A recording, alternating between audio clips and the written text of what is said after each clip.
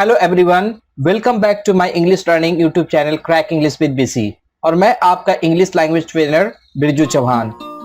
Dear friends, आज के session में हम लोग स्टडी करेंगे मेन वर्ब के विषय में और इसके अंदर देखेंगे concept of A main verb, आखिर एक मेन वर्ब होता क्या है, और उसके बाद देखेंगे आइडेंटिफिकेशंस ऑफ मेन वर्ब्स। आज का सेशन मेन वर्ब के ऊपर है, लेकिन यहाँ पे मेन वर्ब के कॉन्सेप्ट पर अधिक फोकस ना होकर जो मेन फोकस होगा वह आइडेंटिफिकेशन ऑफ मेन वर्ब्स होगा, क्योंकि मेन वर्ब को आइडेंटिफाई करना बहुत जरूरी है। मेन वर्ब के आइडेंटिफिकेशन से सेंटेंस को पैसिव बनाने में काफी हेल्प मिलता है। तो चलिए शुरू करते हैं concept of A main verb. आखिर एक मेन वर्ब होता क्या है?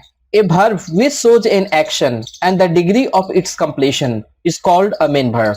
वह वर्ब जो किसी काम को दर्शाता है या जो किसी काम के विषय में बताता है और साथ साथ यह भी बताता है कि वह पर्टिकुलर वर्क यानी पर्टिकुलर एक्शन कितना पूरा हुआ है, तो ऐसे वर्ब को हम लोग मेन वर्ब कहते हैं। यदि सिंपल शब्दों में कहा जाए तो मेन वर्ब वह वर्ब होता है जो किसी काम को बताता है और साथ साथ यह भी बताता है कि वह काम कितना पूरा हुआ है। तो चलिए इसे एग्जाम्पल से देखते हैं।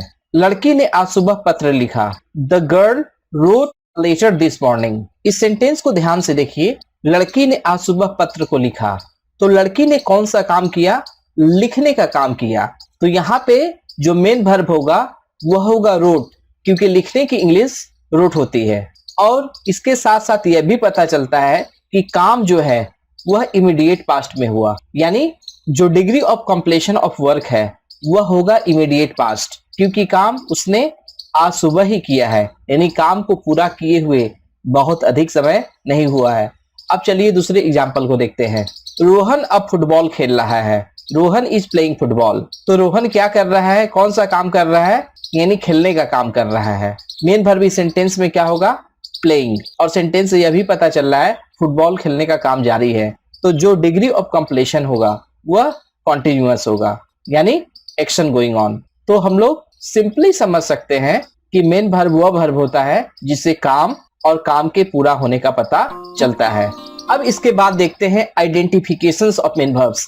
आखिर मेन वर्ब को पहचाने कैसे? हमारा जो आज का मेन टॉपिक है यह आइडेंटिफिकेशंस ऑफ मेन वर्ब्स के ऊपर ही है, क्योंकि मैं इस टॉपिक में खास करके फोकस करूंगा मेन वर्ब्स को कैसे पहचानते हैं। तो चलिए इसे देखते हैं। There are two ways to identify main verbs. Main verbs को पहचानने के दो तरीके होते हैं। नंबर 1 देखिए, to identify the main verb in a sentence ask the question of what does the subject do as per the tense।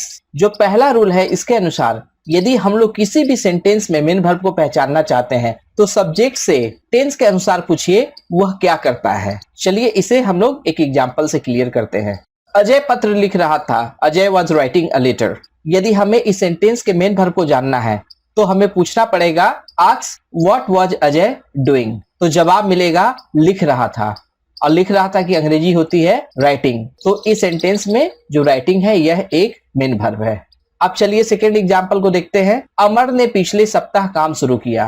Amar started the work last week. और इस सेंटेंस से भी यदि हम लोग वर्ब को जानना चाहते हैं तो पूछिए ask what did Amar do last week, यानी अमर ने पिछले सप्ताह क्या किया। तो जवाब मिलेगा शुरू किया। तो यहाँ पे जो स्टार्टेड है यह मेन वर्ब है। तो देखिए पहले रूल से हम लोग आसानी से मेन वर्ब को पहचान सकते हैं कि आखिर मेन वर्ब कौन सा है। क्वेश्चन पूछना होता है कि आखिर सब्जेक्ट ने क्या किया, क्या करता है, क्या करेगा। ऐसा इसलिए क्योंकि सेंटेंस के टेंस के अनुसार हमें क्वेश्चन पूछना है। तो देखिए हम लोग इस रूल से आसानी से मेन वर्ब को पहचान सकते हैं। सिंपली टेंस के अनुसार हमें क्वेश्चन पूछना पड़ेगा कि सब्जेक्ट क्या करता है। यदि फ्यूचर रहेगा तो सब्जेक्ट क्या करेगा, यदि प्रेजेंट कॉन्टिन्यूअस है तो पूछना पड़ेगा सब्जेक्ट क्या कर रहा है। तो इस तरह हम लोग मेन वर्ब को पहचान सकते हैं। अब चलिए दूसरे तरीके को देखते हैं कैसे मेन वर्ब को पहचानते हैं। To identify the main verb in a sentence mark these suffixes and prefixes. यदि हमें किसी भी सेंटेंस में मेन वर्ब को पहचानना है तो कुछ प्रीफिक्स और सफिक्स दिए गए हैं, उनके सहायता से हम लोग आसानी से पहचान सकते हैं कि किसी सेंटेंस में मेन वर्ब कौन सा है। तो चलिए सबसे पहले प्रीफिक्सेस को देखते हैं। Prefixes of verbs added before words.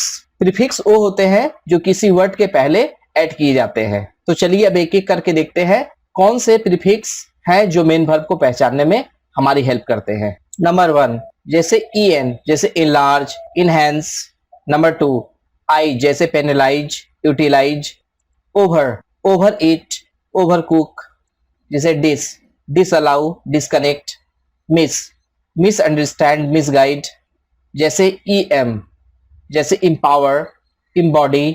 जैसे en engulf, enrich. जैसे befriend, bewitch.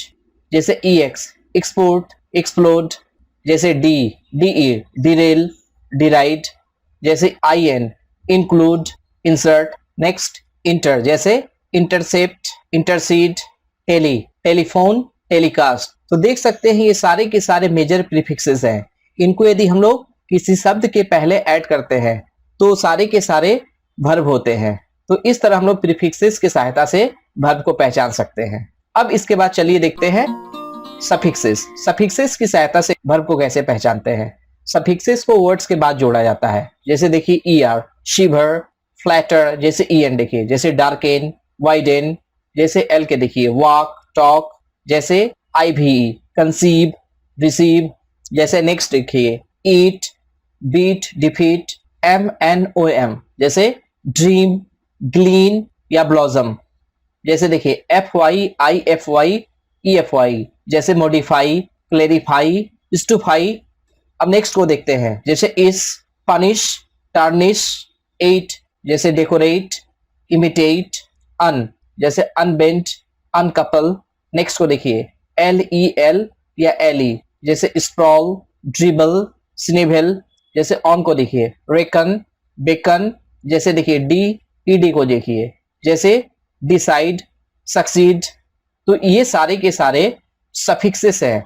यदि ये सफिक्सेस किसी वर्ड्स के बाद या पार्ट ऑफ वर्ड्स के बाद यदि आ जाते हैं तो वे सारे के सारे वर्ड्स वर्ब्स हो जाते हैं. एक चीज और ध्यान रखने की बात है कि ये सारे के सारे जो रूल्स दिए गए हैं सफिक्सेस और प्रीफिक्सेस, ये 99% तक आपको मेन वर्ब पहचानने में आपकी सहायता करेंगे. तो डियर फ्रेंड्स, आज के सेशन में हम लोगों ने स्टडी की मेन वर्ब होता क्या है और इसे पहचानने के 2 रूल्स यानी 2 टेक्निक्स क्या है. बस आज के लिए इतना ही. यदि आपको वीडियो अच्छी लगी तो इसे लाइक कीजिए, इसे शेयर कीजिए.